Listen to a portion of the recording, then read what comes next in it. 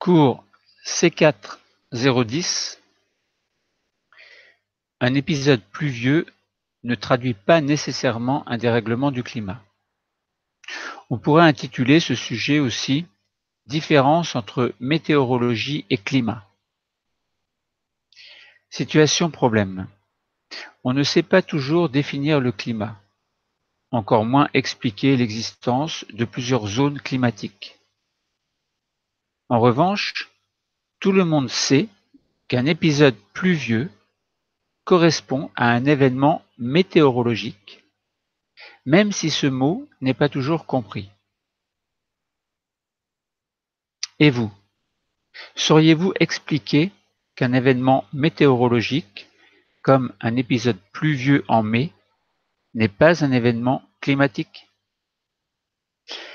On se propose de résoudre la problématique suivante. Quelle est la différence entre météorologie et climat? Pour répondre à ce problème, dans un premier temps, il va falloir utiliser le document numéro 1 pour définir deux faits scientifiques, puis le document numéro 2 pour en définir deux autres. Puis utiliser ces quatre faits scientifiques pour définir le climat et pour expliquer l'existence de plusieurs zones climatiques. Dans un deuxième temps, il va falloir exploiter les documents 3, 4 et 5 pour montrer qu'un épisode pluvieux correspond à un événement météorologique. Avec le document numéro 6, il faudra expliquer qu'un événement météorologique, comme un événement pluvieux en mai, n'est pas un événement climatique. La compétence travaillée sera de pratiquer des démarches scientifiques, notamment de communiquer sur ces démarches, ses résultats et ses choix en argumentant. Commençons par étudier les documents.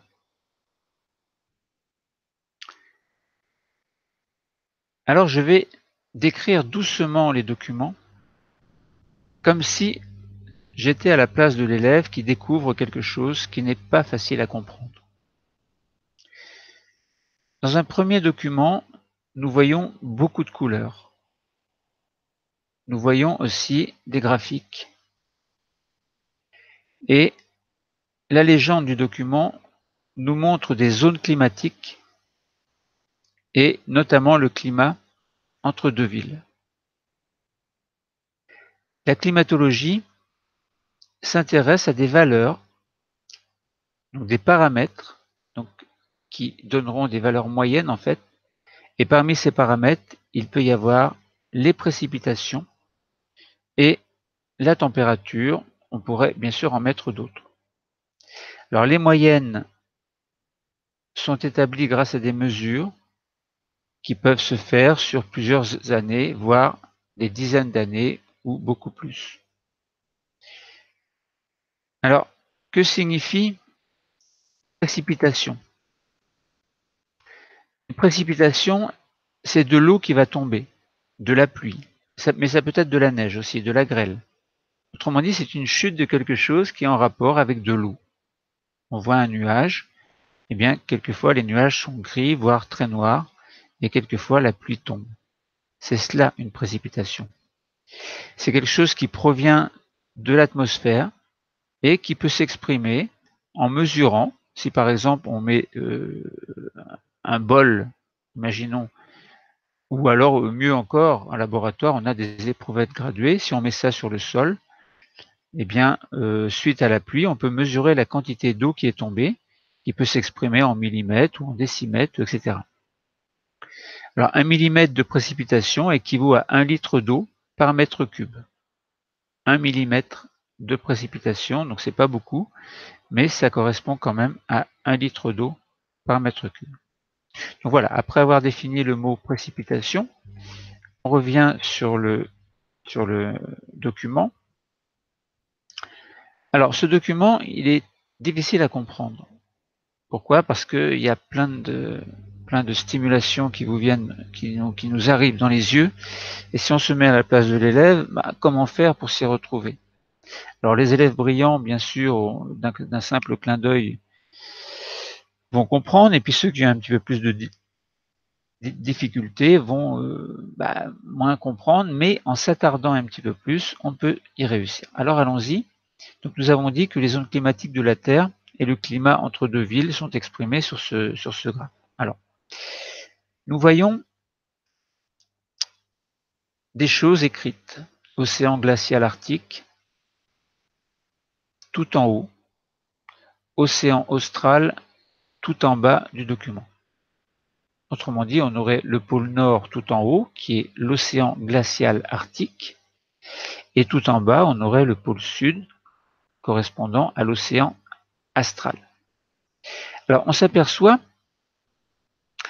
en fait, qu'il y a des couleurs violettes tout en haut et tout en bas.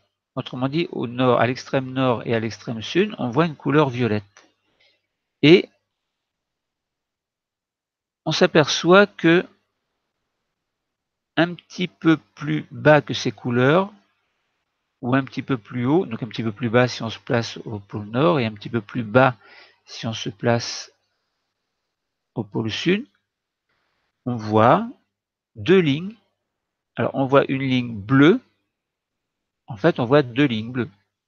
Puis, si on se rapproche de l'équateur, de part et d'autre de cette ligne de l'équateur, qui correspond à peu près au centre horizontal du document, enfin disons qu'il y a une ligne horizontale qui parcourt le document, et de part et d'autre, on a alors deux couleurs rouges, donc deux traits rouges et deux traits bleus. Autrement dit, en suivant ces traits, on s'aperçoit qu'il y a des zones et que ces zones ont des couleurs différentes. Ces couleurs sont exprimées dans une légende. Par exemple, le bleu clair serait un climat tempéré océanique. Un vert clair serait un climat tempéré continental. Un rose ou violet clair correspondrait à un climat tempéré méditerranéen. Donc là, on a défini trois climats tempérés. À côté, on voit les climats chauds. Donc, quelle est la couleur représentée par des climats chauds? Eh bien, jaune, ce sera un climat désertique. Rose clair, rose pâle, ce serait un climat chaud tropical. Et rouge, ce serait un climat chaud équatorial. Et troisième chose, des climats froids. Tout à l'heure, on a dit océan glacial arctique au nord, océan austral au sud. Et je vous ai dit, il y a des couleurs violettes. Eh bien, si on regarde la légende, le violet, alors violette ou bleu, bon, c'est bleuté, violet, bon, entre les deux, on dit climat froid polaire, et si c'était beaucoup plus violet, ce serait un climat froid montagnard. Mais dans cette zone nord et sud, océan glacial arctique et océan austral, on a une couleur violette, alors bleu clair, bon, et ça correspond à un climat froid polaire. Autrement dit, on a bien compris que cette bande délimitée par un trait bleu avec une couleur violette assez claire correspond, enfin violette ou bleu, bon, ça dépend comment on voit les choses, correspond en fait à un climat froid polaire. Voilà, donc on a toute une bande autour de la Terre qui correspond à un climat froid polaire. Et puis, si on se place carrément au niveau de l'équateur, eh bien carrément au niveau de l'équateur, donc on a, si on part de la gauche, alors on a une bande délimitée par deux traits rouges, avec à l'intérieur de cette bande donc des couleurs jaunes. Alors on avait dit jaune climat chaud désertique, rose climat chaud tropical et rouge climat chaud équatorial. Autrement dit, on voit bien plusieurs zones au niveau de la ligne de l'équateur, donc au niveau de la ligne horizontale centrale. On voit bien qu'il y a plusieurs endroits sur les continents, je ne parle pas des océans, mais sur les continents, bien des couleurs qui sont rouges. Autrement dit, ça correspond à un climat chaud équatorial. Et on voit de part et d'autre de cette ligne équatoriale des couleurs jaunes. Donc ce sont des climats chauds, désertiques.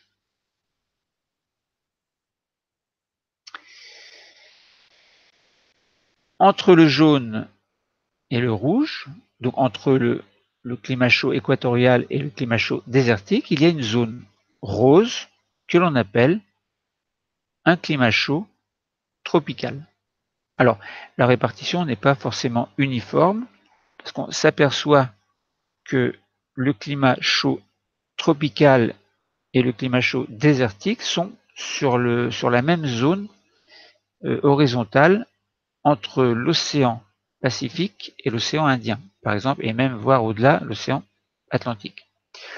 Bon, donc on peut se poser la question, pourquoi est-ce que ce n'est pas la même température alors que c'est, enfin, sur cette zone horizontale, alors que c'est situé sur la même, allez, on va employer un mot compliqué, latitude. Autrement dit, si on approfondit un petit peu plus, on a compris qu'il existe des zones à climat tempéré, à climat chaud et à climat froid. Mais climat tempéré, nous, par exemple, en France, on est sur quelle zone? Eh bien, on est sur un climat, sur la zone de climat où il y a du vert, du bleu et du violet très clair. Ou du violet, tout court. Mais pas le même violet qu'au pôle Nord et au pôle Sud. Bon, pour ça, il faut avoir le document devant soi pour mieux comprendre. Eh bien, on s'aperçoit qu'il y a du vert. Et le vert, on avait dit, c'est climat tempéré continental. Si on regarde bien la France, au niveau de la France, c'est bleu clair. Donc nous, ce serait climat tempéré océanique. Pourquoi océanique? Parce que on subit l'influence de l'océan Atlantique. Voilà. Et si on se place plus à l'est, on aurait des climats, donc il n'y a pas, admettons, entre l'Europe et puis l'océan Pacifique, il y a toute une zone continentale qui ne subit pas l'influence d'un océan. Alors, c'est un climat tempéré continental. Et si on se place au niveau de l'Europe, mais au sud, par exemple en Espagne, en Italie, on voit que ces pays sont sous l'influence non pas vraiment de l'océan Atlantique, mais plutôt de la mer Méditerranée. Alors dans ce cas, on dit qu'il s'agit d'un climat tempéré méditerranéen. Voilà. Donc c'est pas difficile à comprendre, mais il faut bien analyser les documents. Donc, petite question, pour voir si vous avez compris. En France, nous subissons l'influence de quel océan? Je vous laisse 2 secondes pour réfléchir. Eh bien, de l'océan Atlantique. Oui, de l'océan Atlantique. Donc, le climat serait, en France, un climat tempéré, climat chaud, climat froid. Je vous laisse 1 seconde pour réfléchir. Eh bien, climat tempéré et climat tempéré océanique parce qu'on est sous l'influence de l'océan Atlantique. Si l'on prend l'Italie, par exemple, même question. Quel climat et quelle influence? Je vous laisse du temps pour réfléchir.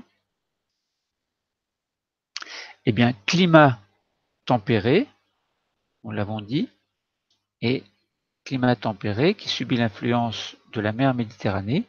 Donc, c'est un climat tempéré méditerranéen. Si on se place sur la ligne de l'équateur, quel est le climat? Eh bien, climat chaud. Et comme nous sommes au niveau d'un désert, donc il y a bien sûr un climat qui est sous l'influence du désert, entre guillemets, donc c'est un climat chaud, désertique. Et si on se place au niveau de la zone équatoriale, eh bien on aura, là où on avait du rouge, eh bien ce serait un climat chaud, équatorial. Voilà. Et ensuite, bon, on peut s'amuser à, par exemple, si on va en Russie, bon là, il y a 2 zones, il y a un côté polaire et puis un côté tempéré. Bon, il y a une grande masse verdâtre là, donc ce serait un climat, bien sûr, comme on l'a dit, tempéré, mais qui ne subit pas l'influence de l'océan Atlantique, donc simplement climat tempéré continental. Bon, autre question, si on se place en Australie. Alors bien sûr, il faut regarder la carte, c'est du jaune. Bon, du jaune et c'est pas très loin de la ligne équatoriale, donc ce serait en fait un climat chaud désertique. Bon, il y a un désert. Bon. Donc voilà, on peut s'amuser comme ça à poser des questions. Voilà. Alors, océan Pacifique, océan Atlantique, océan Indien, océan Pacifique encore. Bon, puisqu'on représente la Terre qui est circulaire, bien sûr, par des zones, donc par des bandes, délimitées ici par des traits bleus ou rouges. Donc voilà, pour comprendre un petit peu la carte.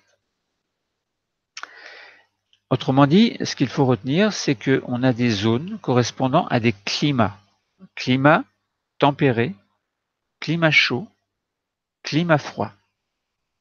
Je répète, climat tempéré, climat chaud, climat froid. Alors, si on va du nord au sud, en s'arrêtant à la ligne équatoriale, sauriez-vous citer les climats? Je vous laisse du temps.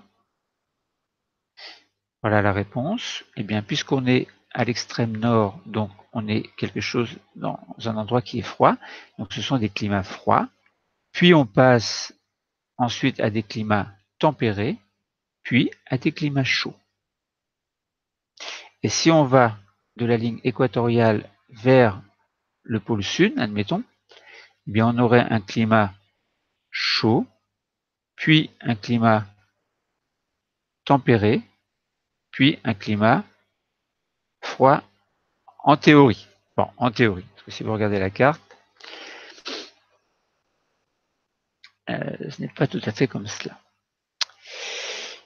Donc voilà, donc en disant qu'il y a une petite différence lorsqu'on part de l'équateur pour aller vers le pôle nord et lorsqu'on part de l'équateur pour aller vers le pôle sud. Mais bon, l'explication là nous suffit. On part du froid pour aller vers le chaud ou on part du chaud pour aller vers le froid en passant par les climats tempérés, et voilà, point barre. Bon. Alors ensuite, il y a deux graphes. Premier graphique, alors pas facile à comprendre, il y a sur l'axe des ordonnées. Alors l'axe des ordonnées, on rappelle, c'est un axe, alors petite question, vertical ou horizontal? Eh bien c'est vertical. Donc température sur l'axe vertical. Mais sur un autre axe parallèle à cet axe vertical, donc l'axe des ordonnées, on a un deuxième axe qui correspond à la précipitation moyenne en millimètres.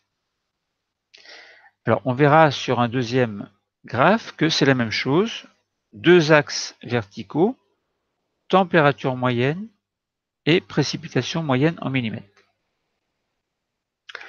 Alors on s'aperçoit que ces graphes correspondent à deux villes. Il y a un numéro sur la carte, numéro 1 exprimé en noir et numéro 2 exprimé en noir. Le numéro 1, en fait, correspond à la ville de Dublin, Dublin qui est en Irlande. Et le numéro 2 correspond à une ville qui se trouve au Gabon, donc pas très loin de la ligne équatoriale, alors que Dublin est situé dans la zone tempérée, en fait.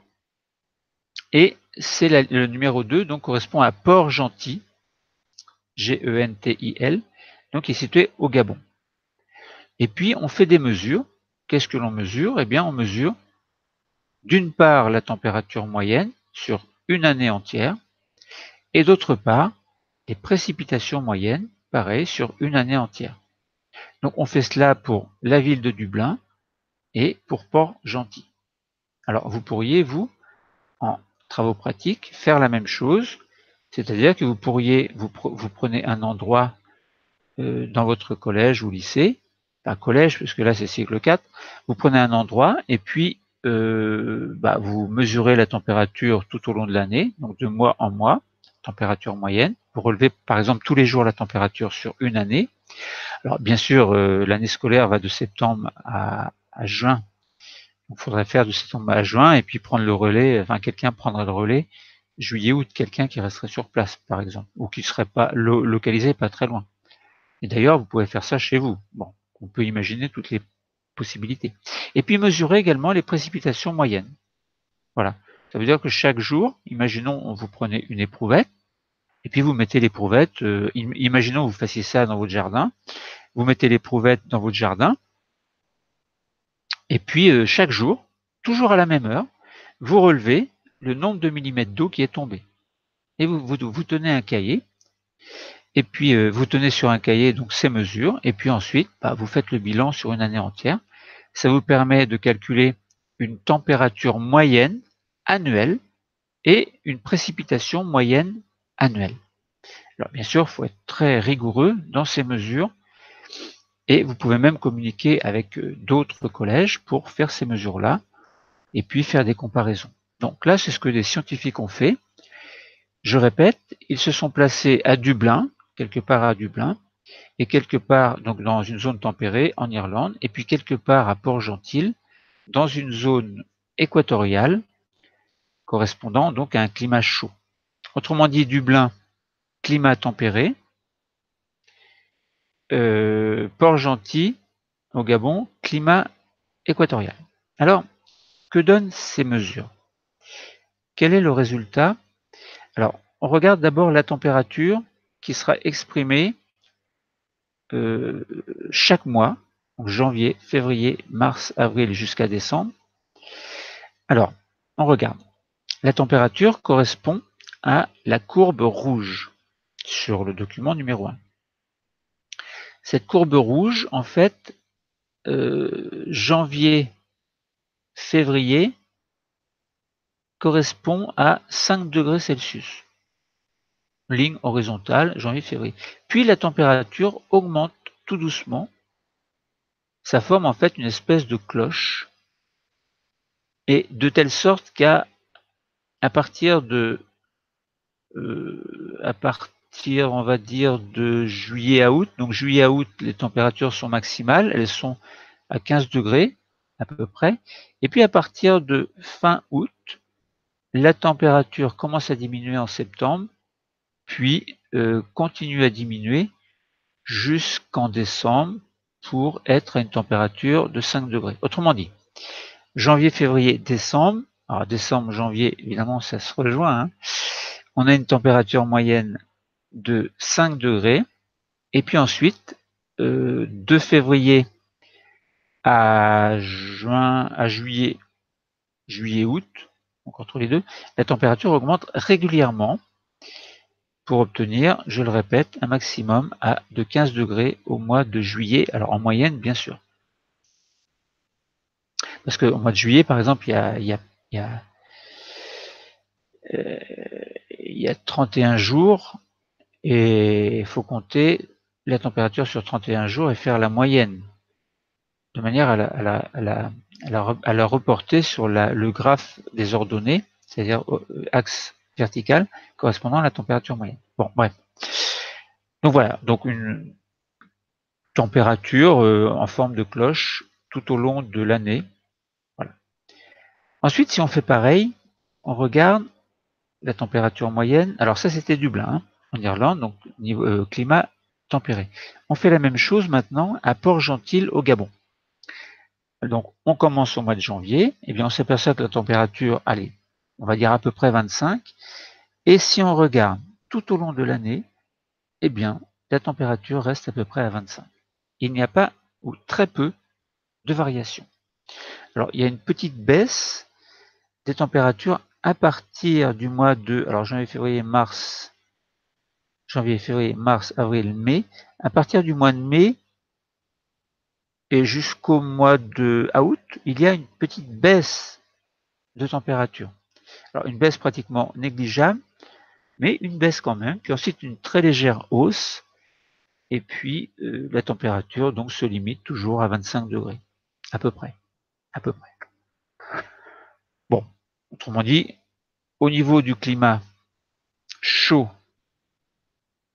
équatorial, parce que là, au niveau de Port-Gentil, le Gabon, on est bien sur un climat chaud équatoriale, puisqu'on est pratiquement sur la ligne de l'équateur, eh bien on a des températures constantes. Et à Dublin, au niveau du climat tempéré d'influence océanique, donc climat tempéré océanique, on a une variation de température donc qui a tendance à augmenter. Alors c'est une latitude nord, hein, Dublin, donc qui a tendance à augmenter jusqu'au mois de juillet-août, puis à redescendre régulièrement après. Donc ça fait un petit peu penser à ce que nous subissons en France. En France, nous avons 4 saisons. Pareil, il fait plus chaud en théorie en été qu'en hiver. Bon. Donc voilà. Maintenant, il nous reste à étudier les précipitations. Alors, spontanément, vous allez me dire, il pleut moins dans les climats tempérés que dans les zones équatoriales. Et vous allez avoir raison. Alors, regardons les précipitations. Commençons par Dublin. Dublin, petit rappel, quel climat? Tempéré. Quelle influence? Océanique. Donc, climat tempéré océanique. Alors, précipitation moyenne en millimètres. Alors, on regarde des espèces de colonnes qui sont exprimées pour chaque mois. Janvier, on a à peu près, on va dire, 30, donc entre 0 et 40, plus près de 30, on va dire. On a 30 mm de précipitation. Pareil pour février. Non, en février, ça baisse un petit peu. En fait, non. C'est pas ça. On a 40 à 80 au mois de janvier, en fait. Donc je pensais à autre chose. Donc entre 40 et 80, la moyenne, donc ça fait 40, 50, 60. 60, on a 60, 70 mm à peu près. Puis ensuite, régulièrement ensuite non, ça diminue en février. Puis les précipitations se stabilisent jusqu'au mois de juillet.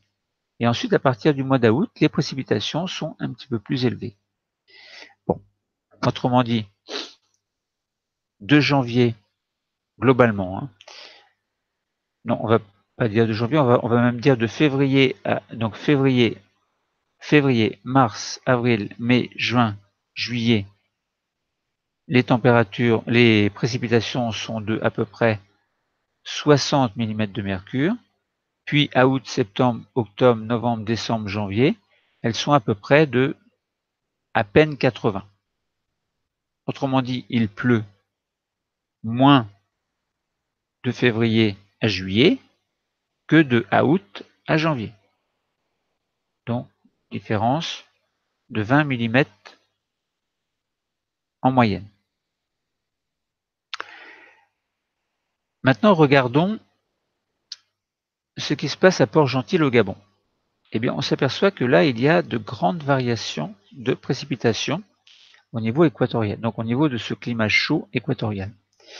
Janvier, décembre, janvier, on va dire, très peu de précipitations, mais qui sont quand même à 60. 60, on avait dit que c'est chez nous, enfin à Dublin en tout cas, c'était entre février et juillet.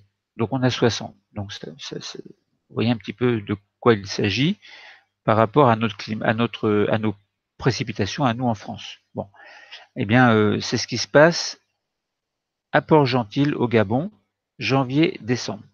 Mais à partir de février et jusqu'à avril, en fait, les précipitations montent progressivement pour atteindre une valeur de 180 mm en moyenne. Alors, pas en moyenne, mais disons que ça forme une cloche et on obtient 180 à peu près. Et puis, on a des précipitations très très importantes en septembre-octobre qui atteignent 220 mm d'eau, ce qui est énorme. Autrement dit, on a des variations très importantes au niveau équatorial pour des températures qui sont constantes.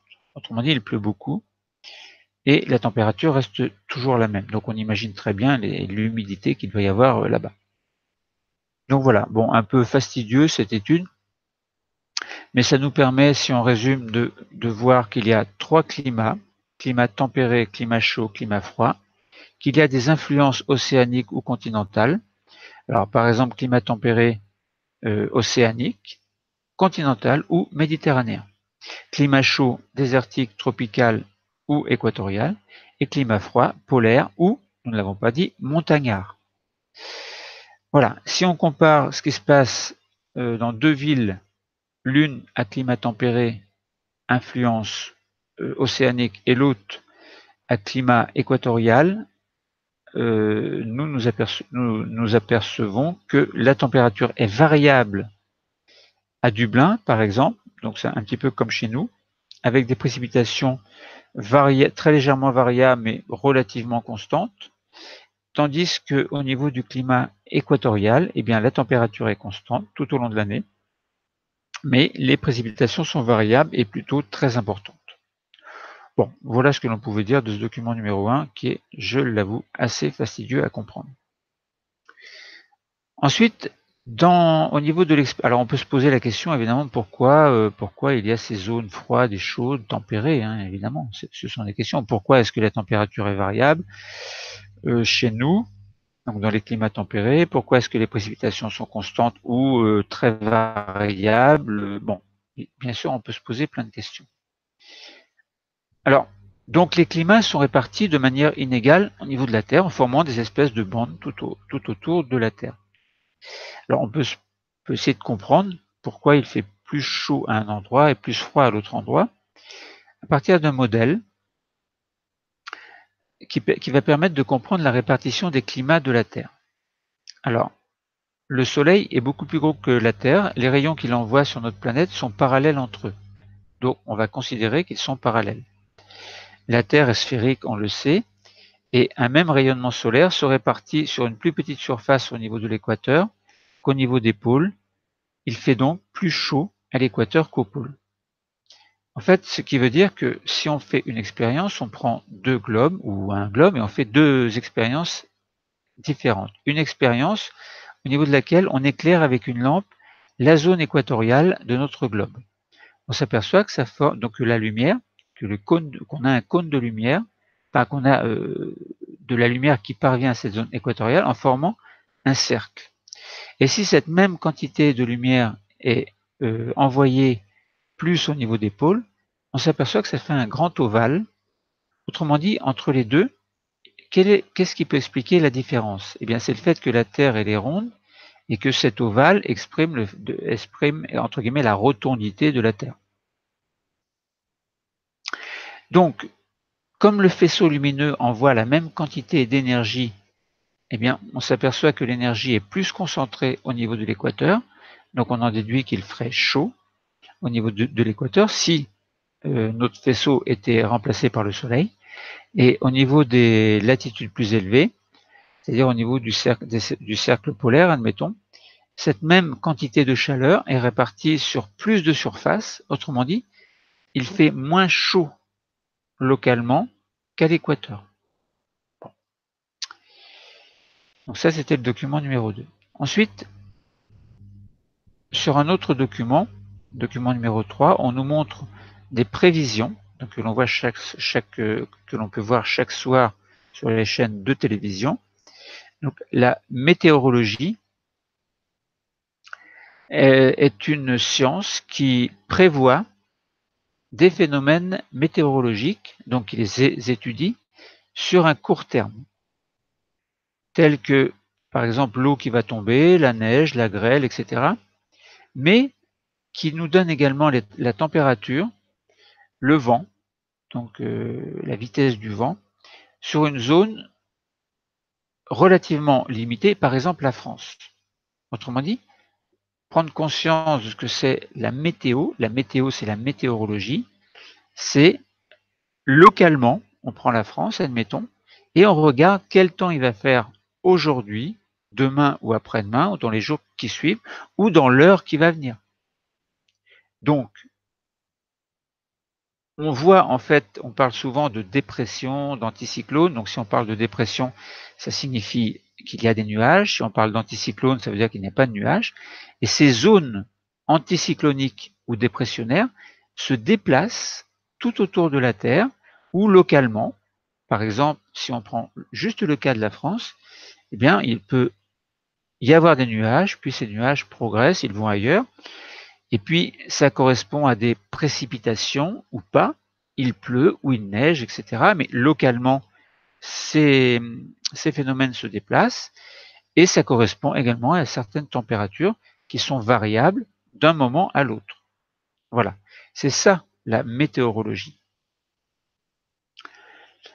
Par exemple, si on voulait assister à un tournoi de football ou d'un autre sport, d'équitation, etc., donc à une heure précise, un jour précis, eh bien la météorologie peut prévoir s'il va pleuvoir ou pas, et donc les personnes qui s'occupent d'organiser tout cela vont prévoir de mettre telle ou telle chose de manière à ce que les gens ne soient pas trop mouillés, s'il y a des tribunes, etc., etc. Donc, si on regarde par exemple un tournoi qui a lieu à la fin du mois de mai, entre la fin du mois de mai et le début du mois de juin, c'est notamment parce que les conditions météo sont favorables. Voilà, parce qu'on sait qu'à cette période, il pleut moins qu'à d'autres périodes. On ne va pas mettre un tournoi en plein mois de décembre où il risque de geler, où il risque de tomber de la neige, et on ne va pas mettre un tournoi dans les montagnes, parce que là-bas, le terrain ne s'y prête pas, etc. Donc la météorologie nous permet de prévoir sur une zone relativement petite, en fait, ce qui va se passer. Autrement dit, c'est local. La météorologie, c'est local. Tandis que tout à l'heure, on a vu les climats, c'est tout autour de la Terre. Les climats, ça concerne la Terre entière. Alors, ensuite, si on regarde, si on se place par exemple à Paris, et on regarde, eh bien, en fonction des années, les précipitations. Alors là, on a un exemple qui nous donne des précipitations au mois de mai en millimètres. Alors en millimètres d'eau qui tombe, évidemment, on prend par exemple une éprouvette graduée, puis on regarde ce qui tombe chaque jour, et pendant 365 jours sur une année complète. Alors il faut faire des mesures très strictes et puis être très organisé. Et puis on fait ça sur plusieurs années. Donc là, les scientifiques ont fait de 2006 pour aller jusqu'à 2015 et ils ont mesuré les précipitations. Alors, on regarde les valeurs. Donc, on regarde les valeurs et chaque année, pas au niveau des mois. Tout à l'heure, on a vu qu'à Dublin, en fait, c'était variable. Entre février et juillet, bon, on avait par exemple 60 mm d'eau par mois en moyenne, tandis que plutôt à partir d'août jusqu'à janvier, on avait plutôt 80 mm d'eau par jour. Donc, si on regarde à Paris, si on fait la moyenne annuelle, donc comme si on faisait par exemple à Dublin la moyenne entre les 60, 80, et puis on aurait à peu près 70 mm à peu près. Et là, si on regarde, pour 2006, on n'était pas à 70, on était, alors, la zone moyenne est représentée par un petit trait vert, entre 60 et 80, on a 70, mais entre 70 et 60, on a 65 à peu près. Bon, allez, on va dire à peu près 62. Donc on a 62 mm en moyenne sur les années entre 2006 et 2015. Donc on va essayer de se placer par rapport à cette moyenne. Alors je répète, donc 2006, on a presque 60. On n'atteint pas les 62. 2007, les précipitations ont été plus importantes. Sur l'année, au total, on avait 1000 mm, 100 mm d'eau en moyenne sur l'année. Puis ensuite, les années 2008-2009, on était à peu près à 60, donc 62, 63, 64. Voilà. Et puis en 2010, il a moins plu en 2010. On était à 50 mm. Et 2011, phénomène incroyable, il n'y avait pratiquement pas d'eau. Donc on imagine, période de sécheresse, on n'était même pas à 2-3 mm en moyenne sur l'année. 2012, on retombe sur la moyenne qui est à 60 à peu près, 62 à peu près. 2013, une année très pluvieuse, puisqu'on atteignait les 110 mm. 2014, on était au-dessus de la moyenne également, puisqu'on était à 85, entre 85 et 90 mm. Et puis l'année de 2015, il a moins plu, on était à peu près à 40. Autrement dit, entre 2006 et 2005 et 2015, on a des fluctuations où les précipitations ne sont pas constantes. Il y a des années où il pleut beaucoup, c'était le cas des années 2007, 2013, 2014, des années où il pleut moins, c'était le cas des années, alors, notamment 2011, 2010 également et 2015. Sinon, pour les autres années, c'était aux alentours de la moyenne à 62 mm par an.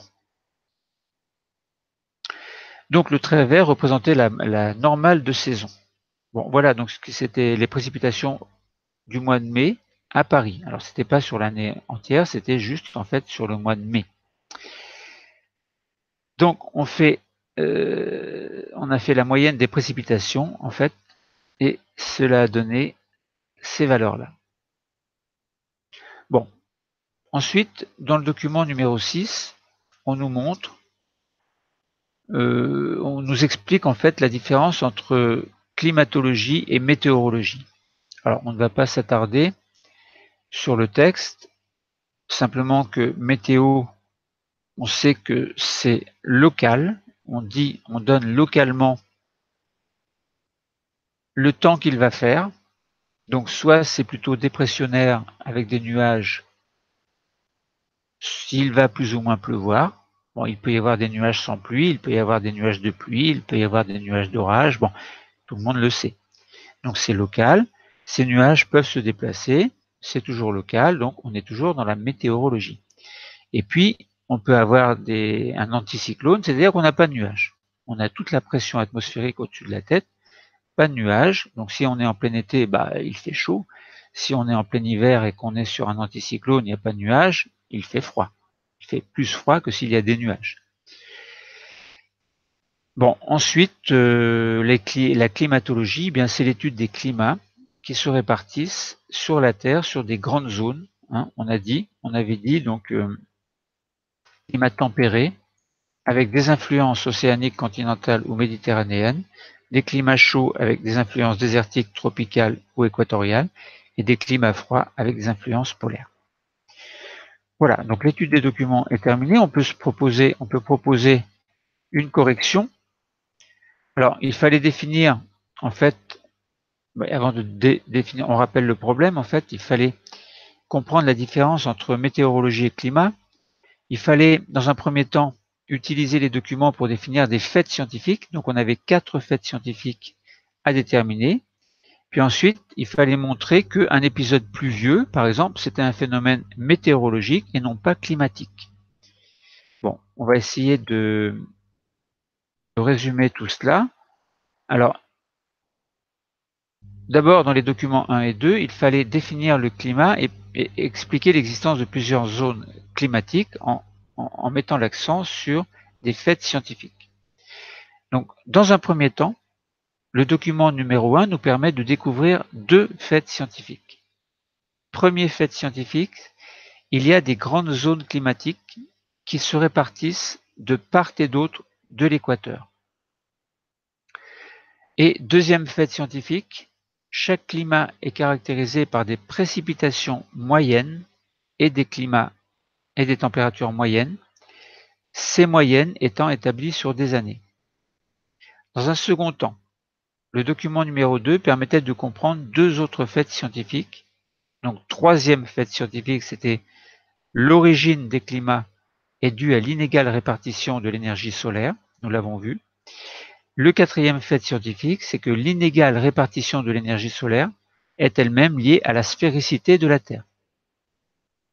Donc, je répète, les grandes zones climatiques se répartissent de part et d'autre de l'équateur, grandes zones climatiques.